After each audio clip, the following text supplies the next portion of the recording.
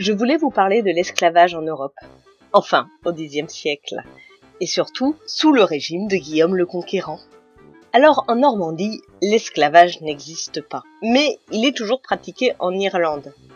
Et si l'on en croit la Vita Wistani, on essaya d'interdire la vente d'esclaves depuis Bristol.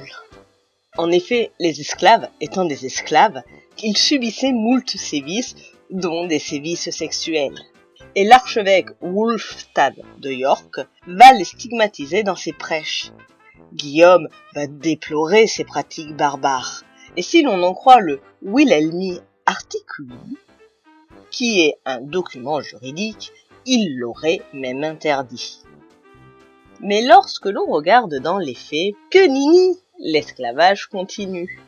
Car oui, au temps de Guillaume, comme aujourd'hui, si vous voulez connaître la pensée profonde d'un dirigeant, n'écoutez ni ses paroles, ni textes juridiques, regardez les faits. Et l'objectif de cette loi est d'afficher que les lois sont les mêmes en Angleterre qu'en Normandie. Et en l'occurrence, Guillaume en avait que peu à secouer de cette cause humanitaire. Selon David Bate, il y a un parallèle à faire avec sa réaction aux émeutes de protestation contre la législation normande interdisant le mariage des prêtres. Et pour faire un parallèle avec la situation actuelle, Les petits contes de la grotte aux chats. vous trouverez tout seul. Et je vous laisse mettre vos conclusions en commentaire.